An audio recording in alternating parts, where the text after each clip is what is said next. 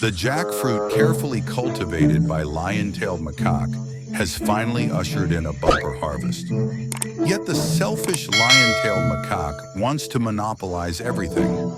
While the squirrel scouts around, the macaque keeps a close watch nearby. The moment the squirrel discovers a ripe jackfruit, the macaque immediately rushes over to drive it away. This is just like brothers going into business together. During the early investment stage, everyone is all smiles. But once the business starts making money and it's time to split the profits, all kinds of conflicts and schemes begin to surface. Lion-tailed macaque vividly displays this ugly side of human nature.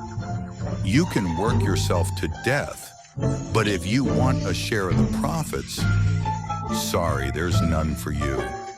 Not even a single bite. The honest, timid squirrel can only stand by helplessly, watching lion-tailed macaque greedily stuff his mouth. Although they are all guardians of the jackfruit, in lion-tailed macaque's eyes, watering and fertilizing together in the early days is fine. But once the fruit ripens, there is absolutely no chance of sharing it. Because of their partnership, lion-tailed macaque doesn't dare to launch a violent attack. Instead, like a nagging woman, he constantly harasses from the side. The squirrel can only look on in frustration. Fortunately, the squirrel is far more agile in the trees, and lion-tailed macaque struggles to keep up. To monopolize all the food, they resort to a ruthless tactic. They pick all the ripe jackfruits and throw them to the ground. Once they hit the ground, the fruit completely belongs to the macaques. Even if the giant squirrels starve to death, they dare not descend to the ground to compete with the lion-tailed macaques. These macaques control all the fruit trees nearby. Suddenly, a small sika deer wanders in. Although the forest seems full of food, dry, tasteless leaves provide almost no nutrition. The deer knows there is endless fruit overhead, but limited by its height, it can only stare longingly, like longing for plums to quench thirst.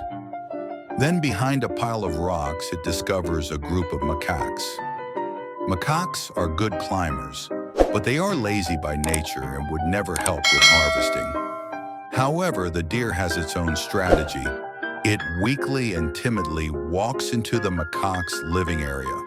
The macaques seem indifferent to its arrival. It's like going to a friend's house to borrow money. If the sister-in-law ignores you, that's already being polite. Not chasing you away is good enough. The deer didn't come to borrow money, only to scrounge a meal. Soon more deer arrive. Their hungry eyes are fixed on every move the macaques make. Even so, the macaques remain unmoved. Time passes and hunger finally gets the better of them. With young children at home, a mother macaque eventually climbs the tree. The deer immediately follow, knowing the macaque's habits well. A bite here, a bite there, they never eat properly. And that is exactly what the deer are counting on. With patient begging, they finally get to eat fruit covered in pulp. Macaques have never understood what thrift means. The amount they eat is less than 1/10 of what they drop. Sometimes they deliberately control how much falls, forcing the deer to fight among themselves for scraps, purely for entertainment. To fill their stomachs, the deer can only obediently play along. As the saying goes, take from others and your hands grow short. Eat from others and your mouth grows soft. Having accepted favors, one must make sacrifices. For a mouthful of food, the deer willingly become playthings, entertaining the macaques.